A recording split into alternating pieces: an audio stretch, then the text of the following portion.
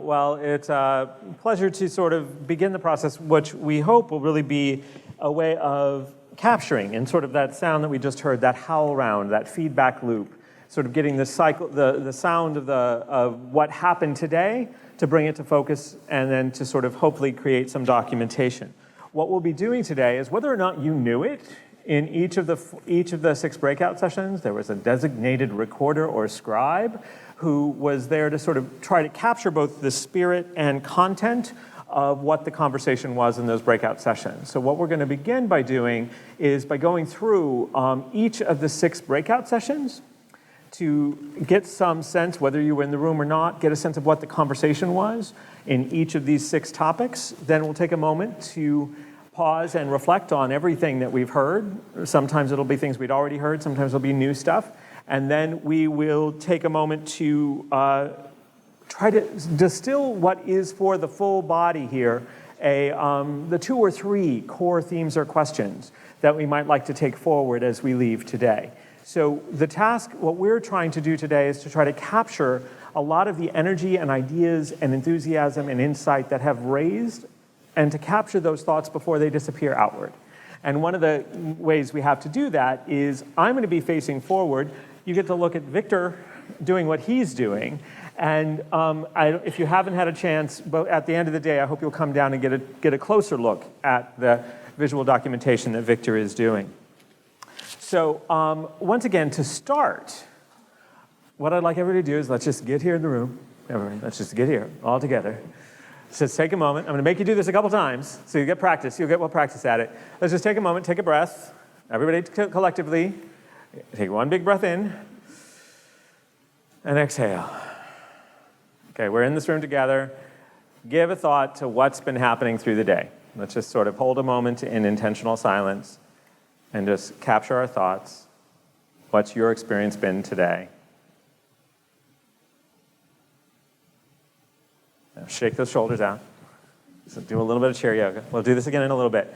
Because we're artist types, it's got to sort of keep the energy moving, got to keep that energy moving. Okay, so what I'd like to do is we're going to go one by one through the breakout groups, starting with research and action, the changing behaviors of cultural audiences with Hill Moss. Who is the recorder? Can you raise your hand? Excellent. Microphone person, do you see that hand raised? On my way. Excellent. Okay, microphone. Okay, Justin, go. Hi. Okay. How long should I take? Like 3 minutes. 30-second version? Yeah, 3 minutes or Cool. so, spirit content. Okay, so we heard from Hill Moss, who works at La Placa Cohen, a firm dedicated to ensuring the enduring relevance of culture in the 21st century. Relevance being, I think, a big buzzword of the day for us. She broke down for us how arts, marketing, and programming can be more relevant to millennials. Who are millennials? Those who are 18 to 29 was her definition. La Placa Cohen conducts a longitudinal audience survey of arts and culture behavior called Culture Track. They've done it sort of every other year or every 3rd or 4th year, 6 times so far. They found that millennials are social. So they're up for anything. They'll even do something that they're not interested in just because someone else is willing to go along with them. They're anxious. They're sort of stressed out. Their attention is stretched thin. They're plugged in all the time. And they are very engaged. They identify as really avid consumers of culture, but they're not loyal. So she called them promiscuous.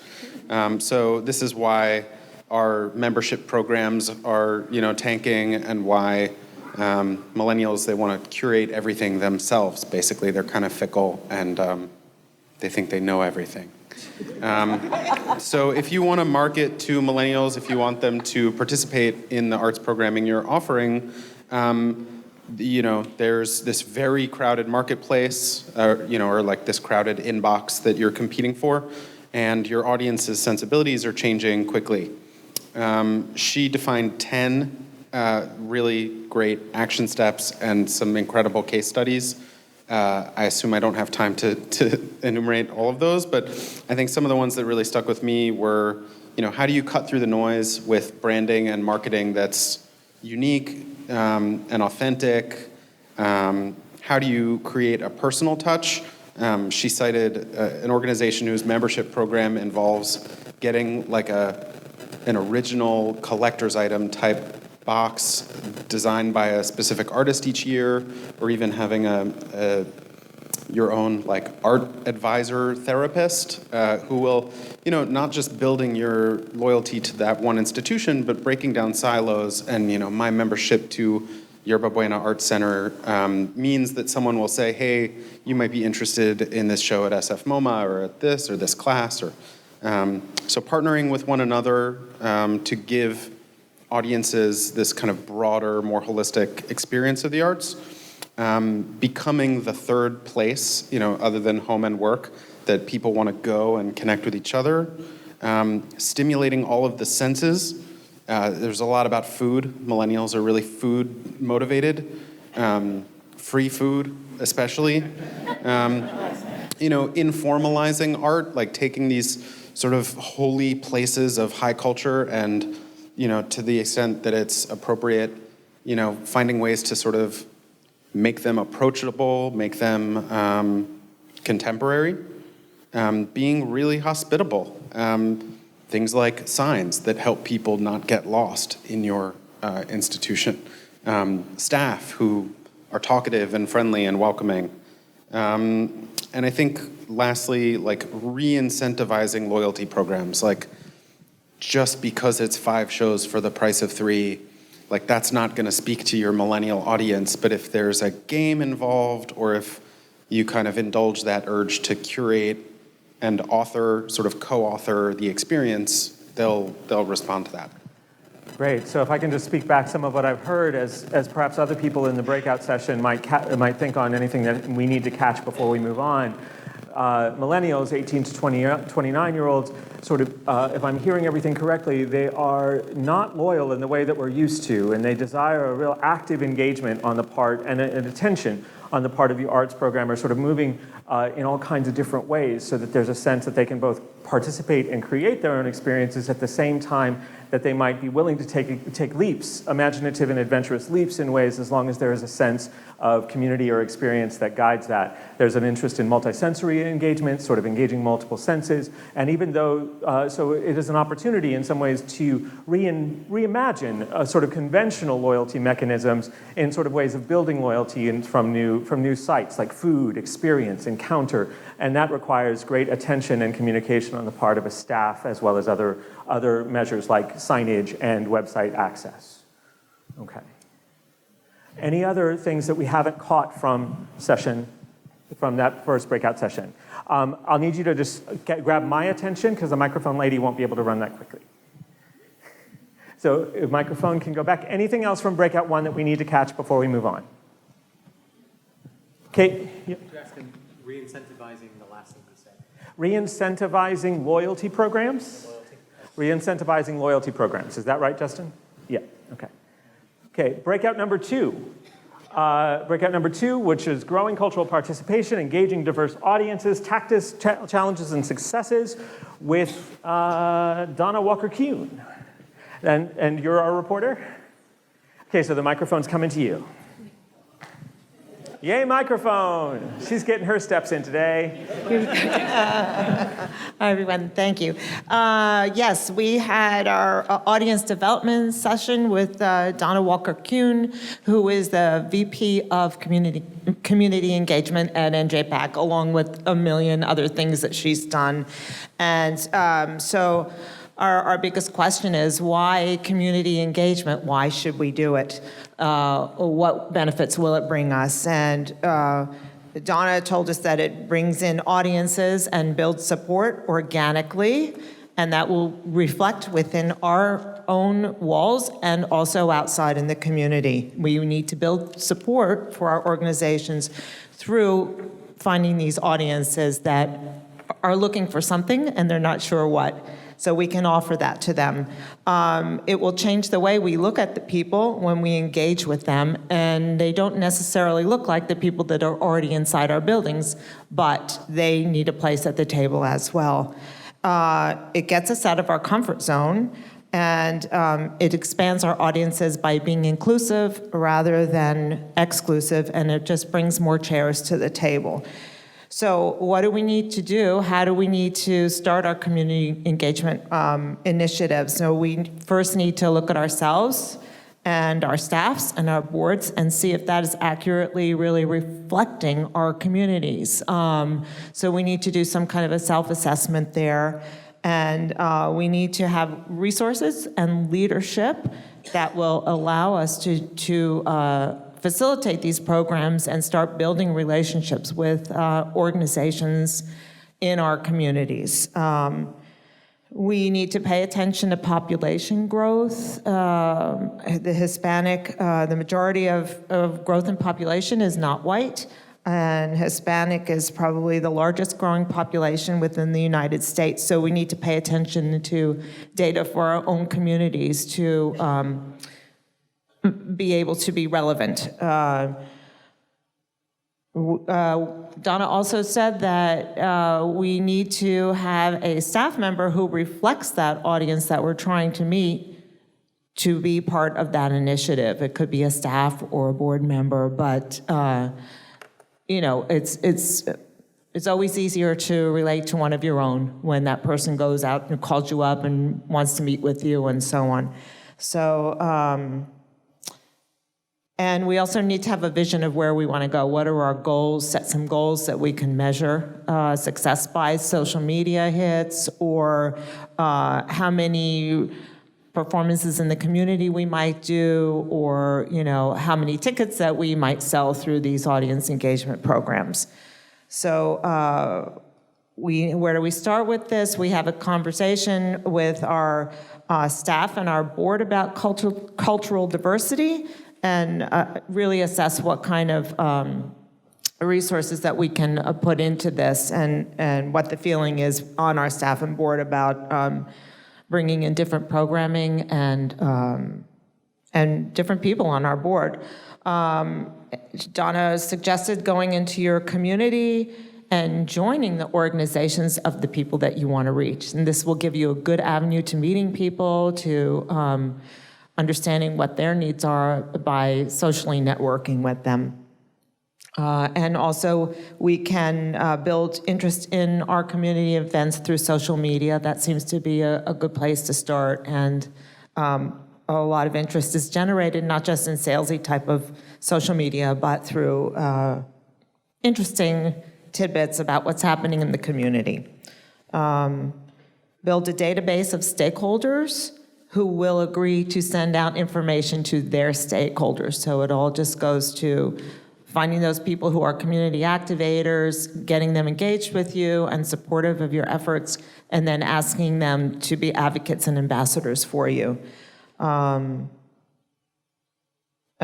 advisory committees and create partnerships of ongoing relationships. And I think one of the most important takeaways that I got from it is that it's not a short-term thing. It's a long-term commitment, audience engagement, community development, and that you have to really very much commit to it and build it as a personal relationship rather than, I want to sell a few tickets, I need to sell this performance, so I'm going to reach out to you and then you'll never hear from me again. So it was a really exciting session for all of us to understand how we can reach beyond our own borders of what we're doing right now. Thank you. So to sort of reflect, as anybody else in session 2 might want to reflect on things that we want to make sure we don't lose, the sort of the core thing is to really do a rigorous self-assessment of how your organization is actively investing both time and resources, staff, and participation in building a sort of structure for your organization that mirrors the community you wish to be engaged in. And that might involve allocating particular resources, identifying new staff investments, building new community partnerships, finding ways of making sure that this is a long-term, resource-supported, mission-driven investment that is about building new relationships both individually and institutionally with the communities that you're invested in your organization serving. So if there's anything else we need to catch from section 2, please raise your hand. One thing, I happen to be there, and I will add, this work becomes what you do, who you are. It becomes a guiding force of every action that you take. And so it guides every interaction. Like one of the great things that she did was she was always saying, like she said, I don't hear no. I just find ways to make every no into a yes. This sort of way of just saying, this is what I'm here to do. And it takes an incredible, and it's that the multiple kinds of resources that need to be allocated and invested in order for this to be yielded. Yes. I think she also touched on we need to go out into the community and not always working behind our own walls, but to invite ourselves out there and then into our.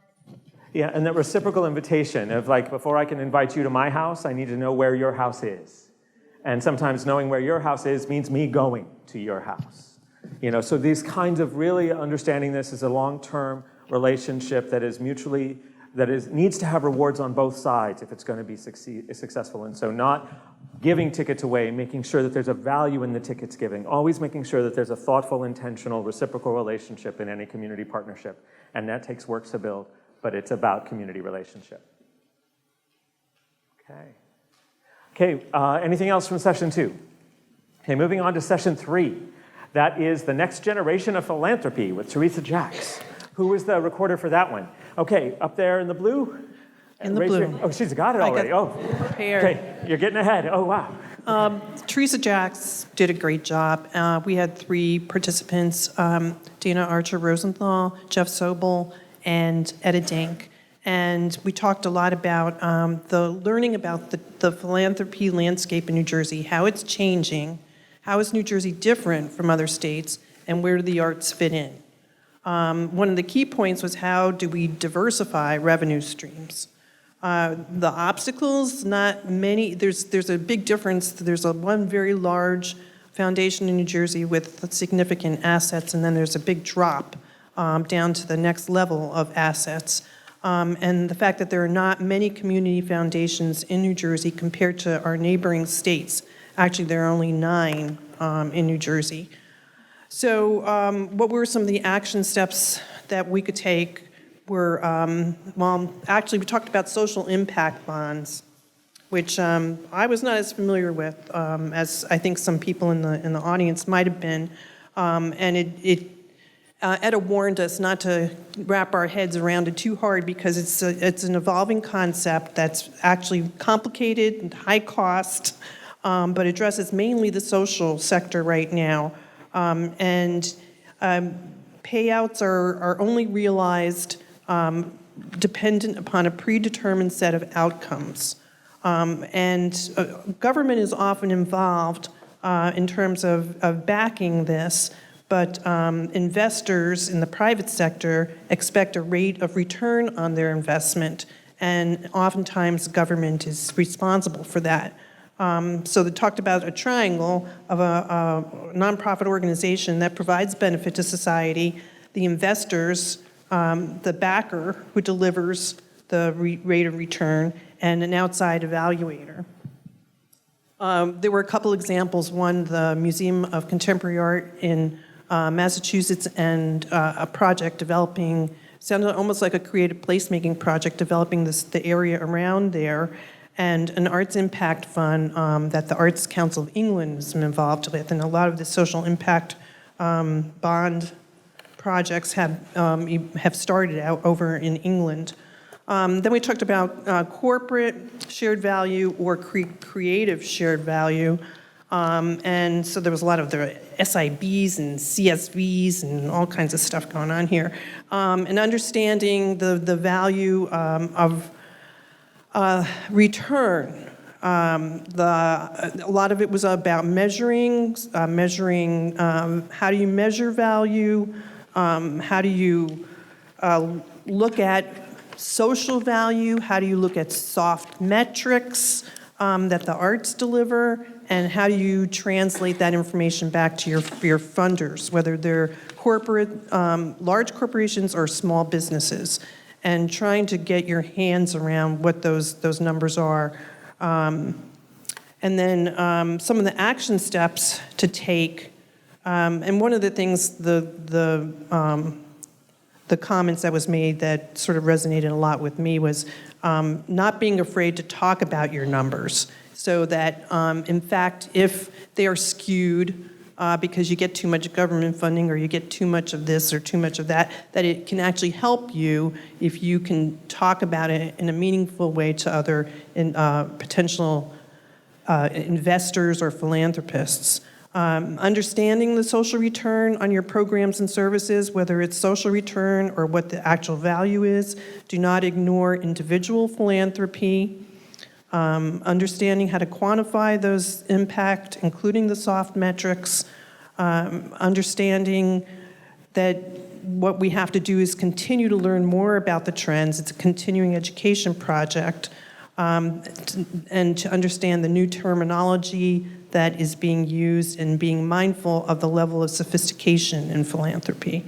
But finally, knowing that the nonprofits are really, really good at stretching resources. We didn't get to the donor-advised funds in the big session, but Jeff Sobel held a private class with about 10 or 15 participants to talk about that separately. Excellent, great. Well, to reflect back, it seems like there's a lot to know. There's a lot to know about the particularities of the contemporary landscape of philanthropy, both specifically in New Jersey and its idiosyncratic landscape. But one of the key takeaways, it sounds like, is the importance of being aware of emerging models that in key ways depart from what we traditionally understand, but then at the same time understanding the imperative of figuring out how to measure appropriately the resources, both soft and hard, of the value and of the resources that an organization has, and crucially not being afraid to understand and talk about your numbers, your resources, like what are the metrics that you have in terms of soft and hard assets, because philanthropy is a great opportunity for continuing education, continuing to learn new vocabularies, new models, and new ways of sort of strategizing and ever-growing in an ever-changing field that is essential to every organization's success. Is there anything else from section 3 that we need to catch before we move on? Okay, moving right along, section 4. Okay. This is Millennials and Gen Xers waiting in the wings with Patricia Kiernan Johnson. That was not you. Who was it really? Yeah. Is that a different recorder? Okay, all the way over here.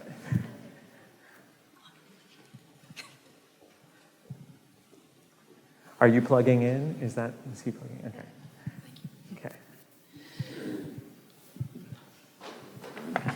Okay, so we had Millennial and Gen Xers waiting in the wings with Patricia Johnson and Dana Weber.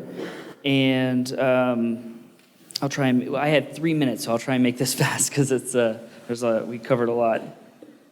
Oh no. Seriously, this just happened. Oh my God.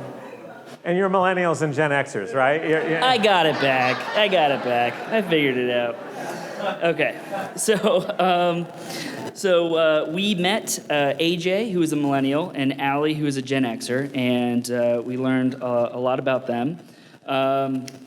We also learned that Millennials are the biggest demo of all time, and they will quickly become our decision makers in our world.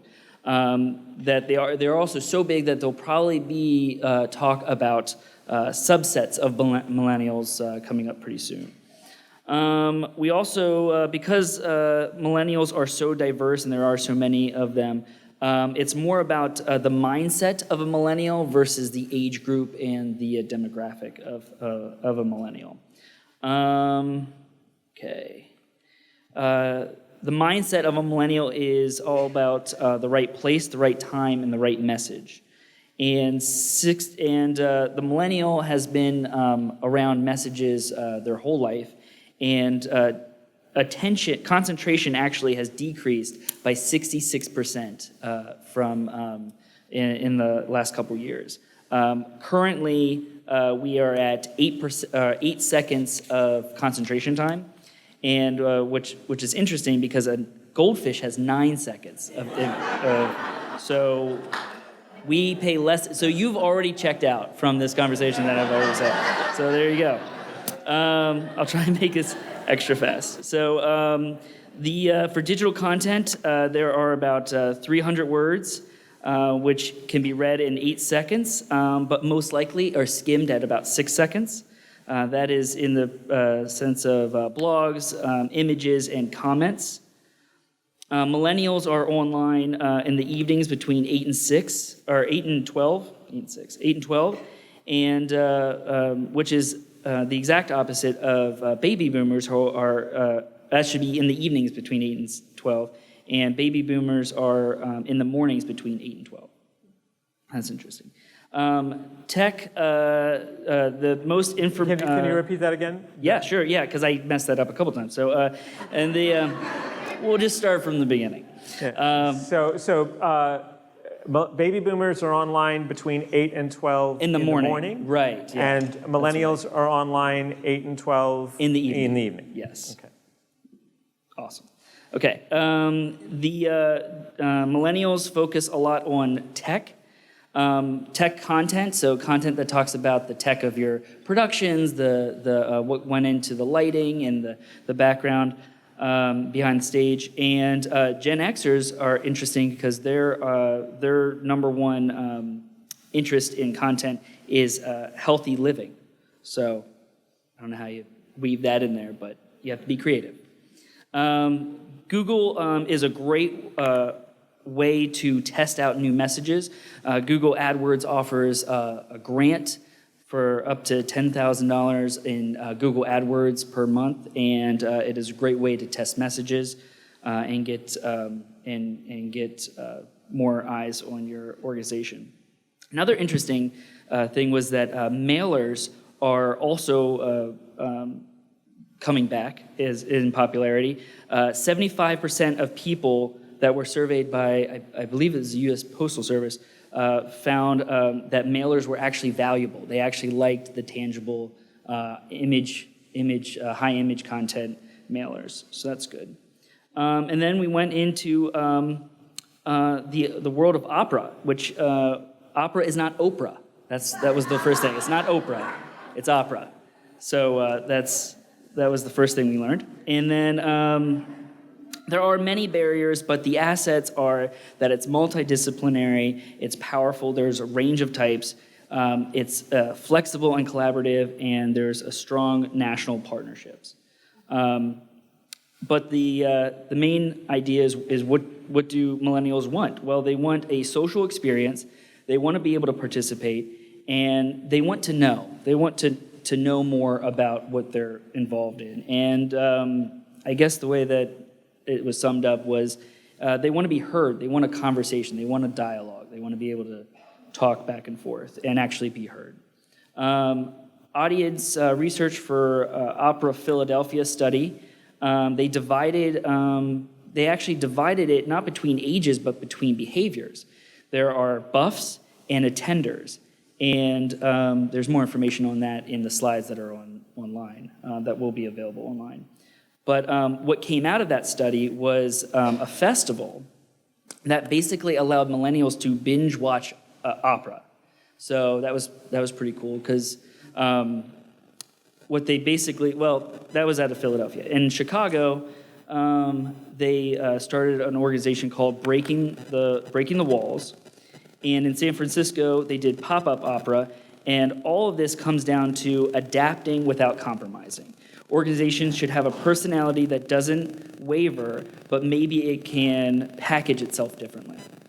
Okay, is there anything last? One last thing. And millennials are price conscious, but experience conscious as well. Okay, great. So to reflect back, millennials, the ever fascinating millennials, have an 8-second attention or 9-second attention span, which makes 8-second attention span. 8 seconds, which makes them more like riding a bull in a rodeo, or a little bit less attentive than a goldfish. And so this creates different metrics of different paradigms of how to focus on engagement, especially because millennials are widely understood to be the biggest demographic, soon the biggest biggest and most diverse demographic that we've ever seen that will displace other dominant decision makers like baby boomers. And what's key is it's not so much the specifics of the demographics, but about a mindset about being right place, right time, right message. These are folks who are deeply invested in social participatory experiences where they want to know more, and indeed focusing on behaviors rather than other features of demographics, like the idea of adapting the binge watching to something like a live experience like opera might be a way to understand how to bridge these gaps between these different things. Because again, there is a kind of a consciousness of baby boomers, of millennials in terms of price consciousness, but also experience consciousness, very much wanting to focus on that. So anything else from session 4 that we need to catch? It sounds like it was information-packed and fun. Yes, all the way in the back. Can you holler forward? Great job, Captain. One thing I said the one thing to really back on those millennials is this concept of social purpose. The only thing I didn't hear. Okay. They want to understand, like, what makes you different and why should I care? Because they care about the world more than the generations that we see with them. Okay, so the sense of what is specific about what you're doing and why should I care is part of connecting to that sort of sense of behavior, mindset, purpose, and that investment of both time, the priority that they have on their time and their experience, wanting to invest it appropriately with your organization. Anything else from this group before we move on? Thank you. Are we going to plugging in now? Okay, great. You got your mic. Let's go. Plugged in. Got it. Plugging in with Christopher Williams. We heard from Christopher Williams, who's with Capacity Interactive, which is a premier digital marketing consulting firm for arts and culture. He began with the premise that we are simply not investing enough in digital media or its infrastructure, and that it is becoming a chronic problem for arts organizations. His reason for that is that pretty much everybody right now is on a device of some sort, and the time spent with these devices is surpassing anything else as far as the media is concerned: newspaper, television, radio. Digital eclipsed television in 2012 as far as a medium for getting information and entertainment. While there are still eyes on TV, we can't afford TV for the most part, and therefore that leaves digital as the main source that is something that we can achieve. He indicated to us that 52% of all tickets are sold online, and yet we are not putting much into our e-commerce. He indicated that we must become media companies at this point. I thought this was very interesting. He said that we've been basically renting our audiences up until this point by, we want to fill a house, so we head over to the New York Times and we give them a lot of money and we put an ad in the newspaper and people come and fill our house, but then we lose them again to wherever, and when we need them again, we have to do the same thing over again. Capacity is very much based on lead generation, getting emails from people, following them throughout the interweb, basically, socially and so forth, to generate additional people who look like them and so forth, and follow them online. He moved on to social media specifically, and told us that the most efficient social media platform that we should be on at this point is Facebook, especially with limited resources. 81% of the population of the United States is on Facebook. We should be getting Facebook right before we move on to other social media platforms. 63% of 50 to 64-year-olds are on Facebook. 56% of 65 plus are on Facebook. So we're certainly reaching the audiences that most of us probably currently have coming into our institutions. He made sure that we were aware that we have to be concerned about how we're creating that content on Facebook specifically and making sure that it is usable for mobile. 30%, oh, sorry, never mind. He told us that being topical is very important and it increases the relevance to the viewer of Facebook. He used the analogy that you go through your phone and you're sort of flipping through Facebook and all of a sudden something catches your attention and you thumb it to stop it. And being topical and having great images and so forth helps that to happen. He called Facebook a near-perfect medium for arts organizations.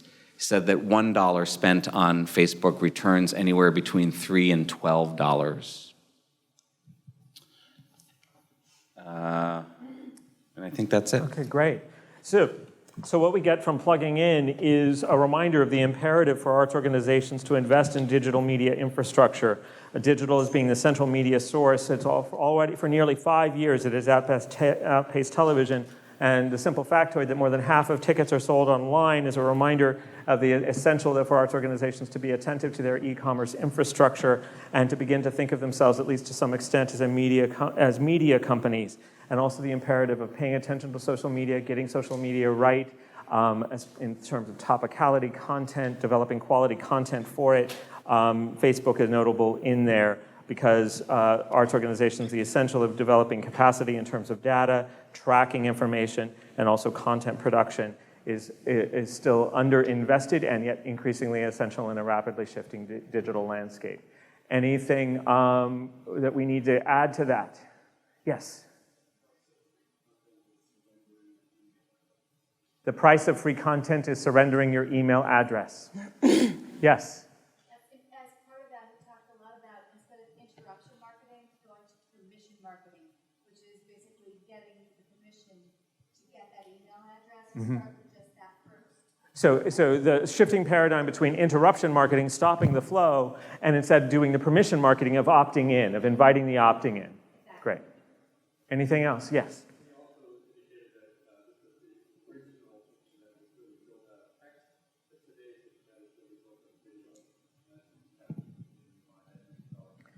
So the attention to the the vernacular of the landscape is increasingly one of dynamic video, not just like going back to our 300 words capacity content, like this idea of what is the vernacular, what is the currency, vocabulary of currency. Anything else from this section before we move on? Great. Finally, the value of accessibility. And I see the scribe up there. So we spoke about the value of accessibility in looking at diversifying your audiences, as I'm sure most of you understand. Accessibility is truly a mission focus. It really needs to include the entire team, your whole staff. You need to have an ADA plan, and you also need to be prepared. Like, as was said in our session, the time to realize that the batteries are dead and a special listening device is not 5 minutes before show. So you need to be prepared. And you also need to make sure that you share that preparedness. You need to make sure that your communications are strong, that you've allowed your entire audience, not just a disabled population of your audience or a portion of your audience. You need to let your entire audience understand what you're doing and why you're doing it and why it's important. And you need to do that using the correct language, which is people-first language. It's not, someone uses a wheelchair. It's not that they are the wheelchair. You need to make sure that you share your ADA plan and all of the accommodations that you can make on your website. But then you also need to think about your website, because if someone is visually impaired, they can't see it. So you need to find other ways to share that information as well. We talked a lot about then, once you have programming in place or an idea of what your programming can be, you need to talk about or think about marketing. The best way to do that is to develop partnerships with county organizations, with hospitals, with doctors' offices, with schools, with families, in order to spread those communications so that everybody knows what you do and what accommodations you can make and how you best want to serve your entire audience. Sometimes it will cost you money to serve certain patrons, but you need to think about it as an investment. It is an investment in the future of your organization, because those people will continue to come back, they will continue to share it with their friends, and you hopefully will have a new audience. The things you need to do before you do any of this, obviously, is a self-assessment. You need to look at your organization, find out what you can offer, what you can't, what you do offer, what you don't. And you need to be proactive. You need to ask questions, because if you are not someone with a disability, then you don't actually know what anybody else needs, and you can't assume that you do. So really open up lines of communication and lines of dialogue. So you don't know what you don't know. Obviously, ask questions. And I think lastly, the most important thing is that this all falls under the heading of patron services, period, not disabled patron services. Thank you. Sure. So to reflect back, the key aspect of accessibility is as a mission-focused thread of diversity that is really about patron services, and folding in some of what is sometimes bracketed as disability services into the broader platform of patron services, of how your organization addresses its audience. And in so doing, it needs to be a mission-focused driven that engages the whole staff with preparedness plans and vision across the staff, and also communicates that vision of what the organization is to its audience as a whole, that this is a broadly accessible organization.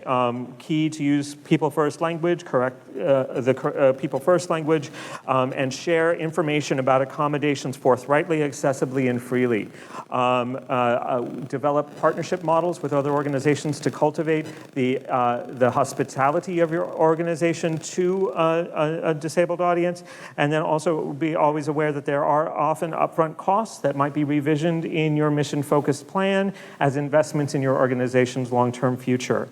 But in order to do any of this, it requires self-assessment, which often obliges an organization to ask outside of itself, to ask what the needs are and not assume you know how to meet them. So again, a patron services approach that treats this as a core feature of how an organization offers itself to the people, to the communities it wishes to invite into its fold. Anything that I might have missed, that we might have missed in capturing what happened in the last of our breakouts? Yes. Yes. The New Jersey Theater Alliance has great resources available, and indeed there are resources available.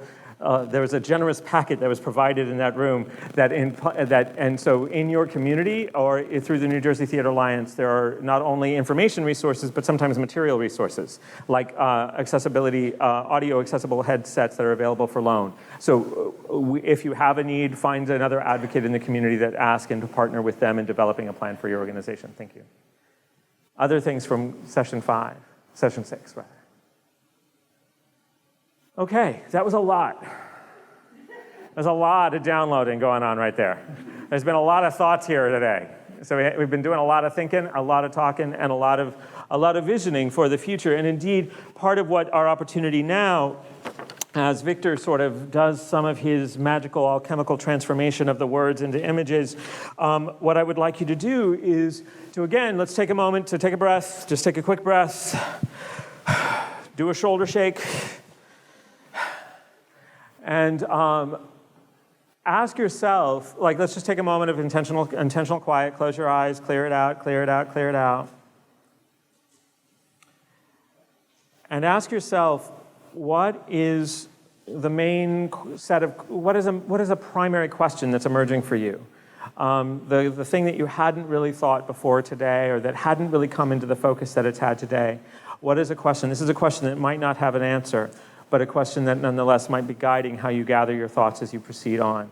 So what I would like us to do is to move into a sort of a popcorn kind of thing where we holler out some of the core takeaways, of the things that you want to sort of put out into the air so you remember to take them home with you. You know, that way that sometimes if we don't sort of put a stake in the ground of I want to make sure I remember this, we sometimes will forget.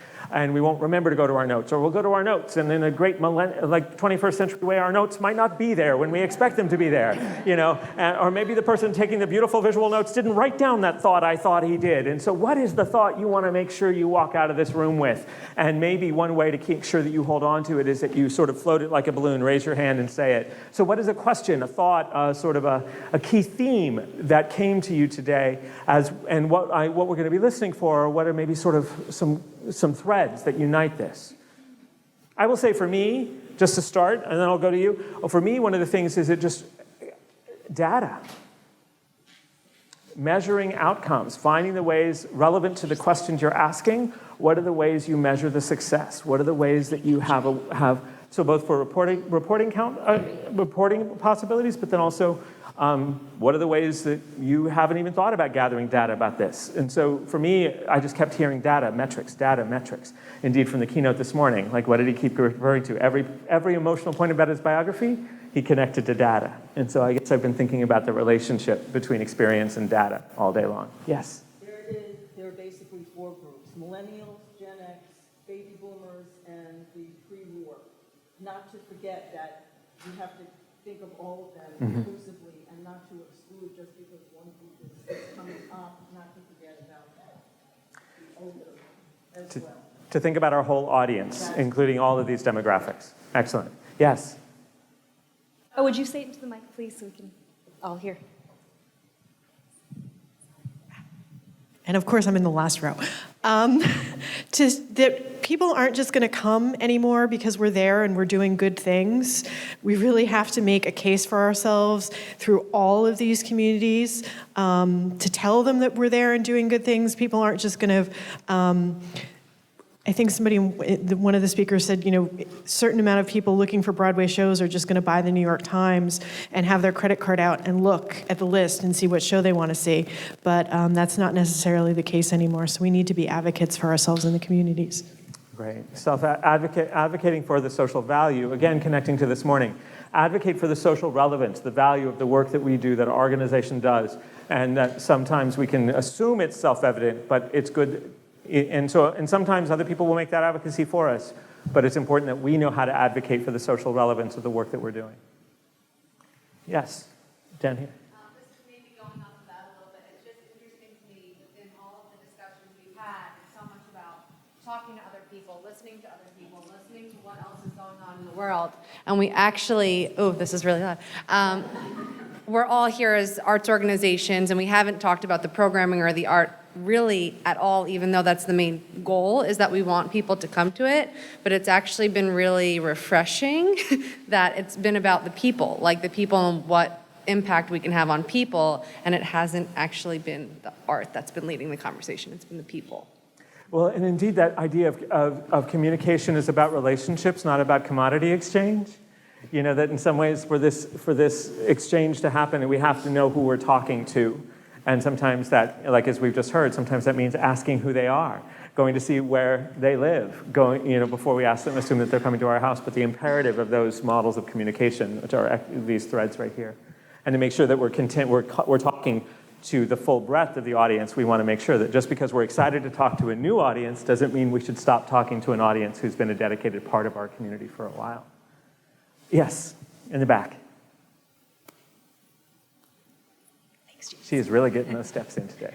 Well, we're recording video, so otherwise we won't get No. It's like I feel sorry making you run up here. I think one of the overarching themes of everything that I heard today was taking your programming out to the community, not staying within your institution or organization and expecting them to come to you, but finding ways and new ways and exciting ways to take what you do and bring it directly to the consumers that you want to attract. Yes, that idea of sort of moving from behind the desk into the community and to find, and I think what I find so apt about your distillation of this is that idea of making sure that we don't rely on only the ways we've always done it, but find sort of useful, relevant, sort of going off this millennial stuff, right?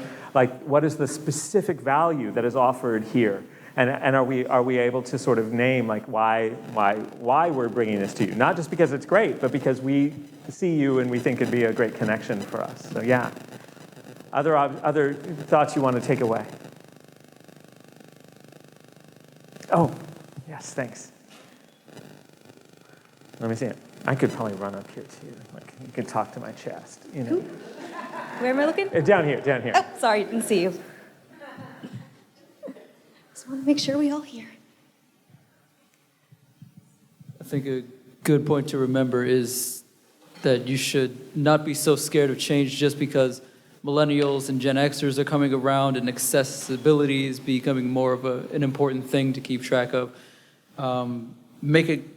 Be strategic about everything you want to do and take care of, and make it quantifiable so then you can make it more traditional in providing statistics and numbers for everything you do, and plan for change and then be ready for more change since you have those statistics. Yeah. Excellent. That idea of that sort of conscious intentionality of doing it with sort of an intention and a purpose, and as we've heard several times today, the willingness to not get it right. One of the most moving things I heard today was somebody saying, forgiving ourselves for being stupid. You know, like that, and which is such a great way to sort of think about the fact that we have to be open, as Dean Dworkin reminded us at the beginning of today. We have to be open to the possibility of failure, because if we're not going to be taking the risks we need to be taking. But we can do that with intention, so that even we're in a physics building, right? Not every experiment undertaken in this building yielded success, but every experiment undertaken in this building yielded useful information for the next step. And arts organizations, especially around questions of diversity, might do well to take that sort of that intentionality, that focus, to realize that it's worth doing, even if it's risky, even if it's not a guarantee. Other takeaways? I keep imagining. Somebody moves a leg, and I think I see a hand, and I get all excited. Okay, there's one right there. I just had this strange thought. She said, here we are sitting in a physics building. What if arts were funded the way what if physics programs and science grants were funded the way that arts grants are funded? Because we're not allowed to fail as much when we get our funding as a physics program is or a science program is. You know, you give funding to a science program that says, go out and find this stuff out.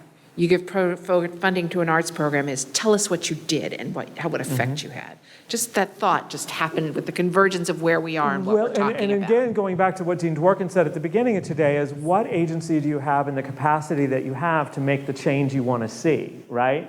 So maybe that's a matter of intervening in the languaging we put in our grants, and just saying, instead of saying that we feel like we have to promise a result, we're going to say this is a worthy experiment, and no matter what, I'm going to come out with this data.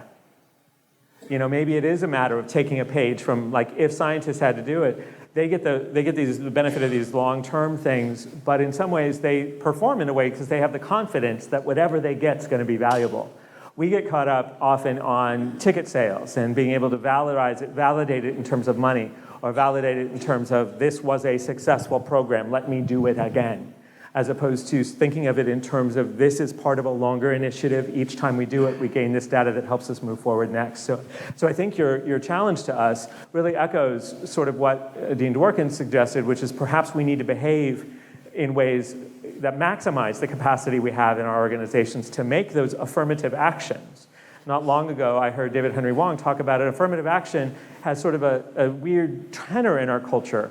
But the playwright David Henry Wong said it's a positive action to address a change. It's doing something, making a positive action to make a correction in the world.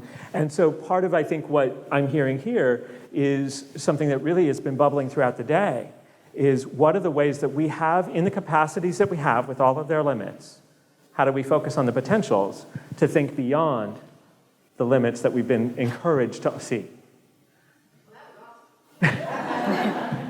Other questions or observations? Well, that's art. We trigger each other. We inspire each other. We sort of, it's been a ball that's been bouncing through the room all day, so let's keep the ball bouncing. Where's another hand?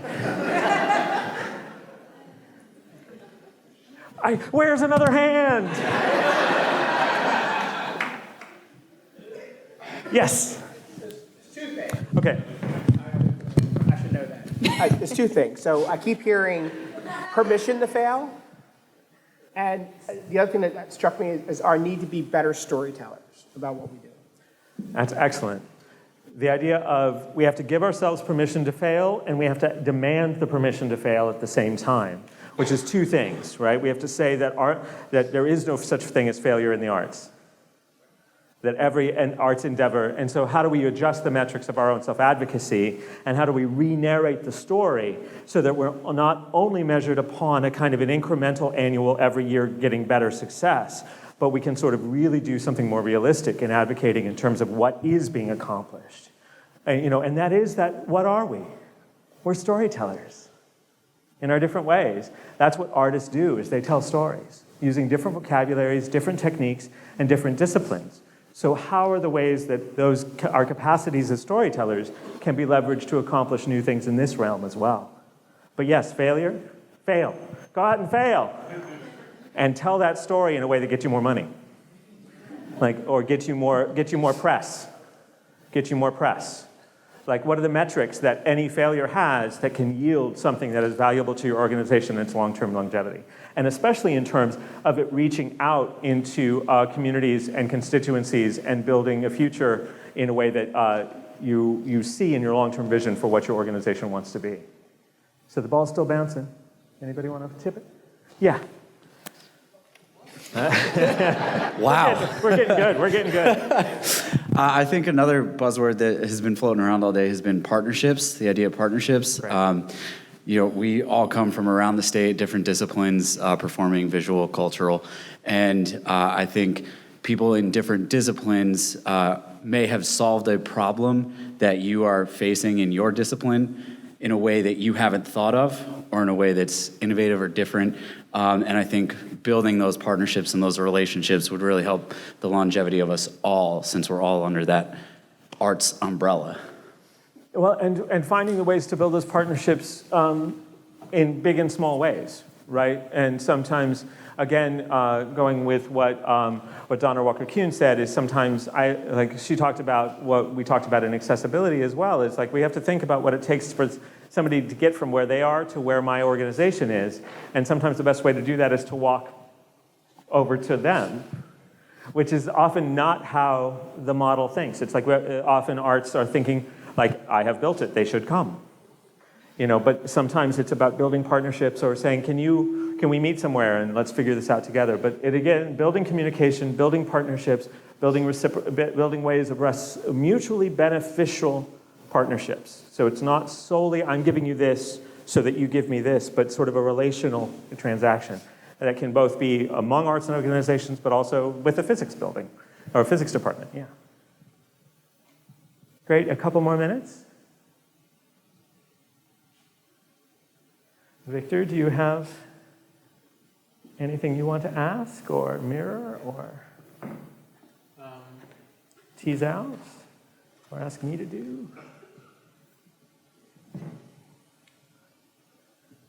So if you were to look at, first of all, these are what I captured out of how to move this forward. You don't think my voice is loud enough? They need it for recording. All right. I'm asking you to take a look at this, make sure that nothing's missing, and then I'd be interested to see what are the top three, what rises to the surface as something that's immediately doable for you. Okay. So let's take Victor's challenge, and if you can see it, hopefully you can. Sorry. If you can see it, hopefully you can see it. And if you're not, feel free to come down or to stay in your seat and reflect on the three major themes for today for you. What are the three themes that you see written down? What are this? And maybe write them down in the tablet of your mind, or if you have a notebook, write them down there. Write down those themes, and then what I'd like us to do in a moment without doing any popcorn for now, is write down the themes, think on those themes. In a moment, I'm going to bring us all back. We're going to breathe again. And then I'm going to give you a very specific challenge for you to sort of publicly claim something, to make a stance. And it'll be easier to make that stance if you know what your three theme takeaway are. So take a moment. Identify the 3 themes, keywords, or questions that you're going to take with you as you move out from today. Yeah?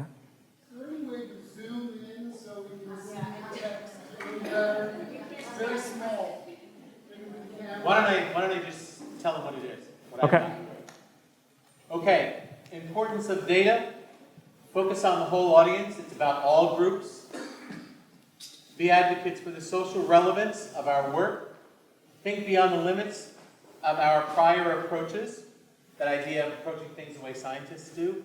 Build partnerships. Think of programming going out to communities. Make it all about the people. Be strategic about everything that you want to do. Embrace change and be open to the possibility of failure. There's basically no failure in arts. Be better storytellers. So from those or beyond them, I'm not going to be asking you to identify what your takeaways are, your 3 themes or your 3 themes, your big takeaways or your big takeaways. What I would encourage at least some of you, or all of you, we could do it all 100 or so of us, and that might take a while, but it might be worth it, is if anybody's willing to make a public declaration of something that they're going to leverage their capacity to do in this area as they move back to their organization in their own work. If anybody would like to stand and make that declaration, wait for the microphone, and if there's any declarations you'd like to make, you have a community of enthusiastic supporters who are going to witness you and validate your claim. Stand and say your name, say where you're coming from, and say what you're going to do. My name is Jamie Saxon. I work in the Office of Communications at Princeton. And my takeaway from today is to not be afraid of technology, but to explore ways that technology can support storytelling. Excellent. Thank you. I'll meet you over there.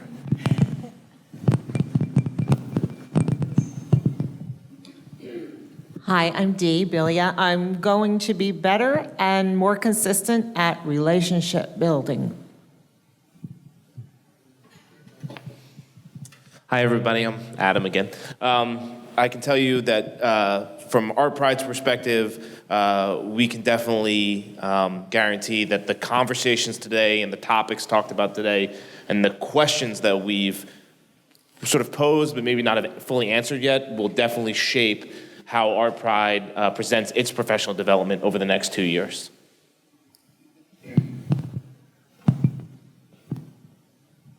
My name is Brian Herrera. I'm assistant professor of theater in the Lewis Center for the Arts at Princeton University.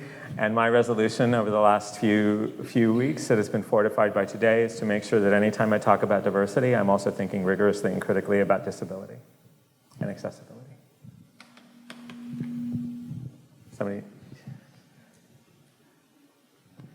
Anybody else want to make a promise, a declaration, using your capacity?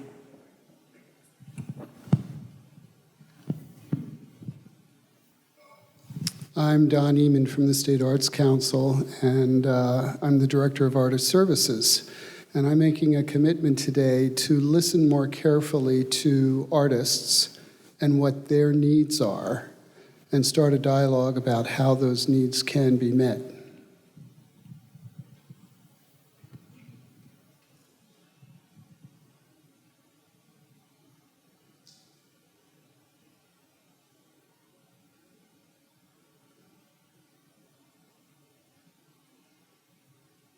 Okay, I'm going to take the public pressure off, but I'm not going to take all the pressure off. What I'm going to ask you to do is turn to the person next to you and tell them what you're going to do.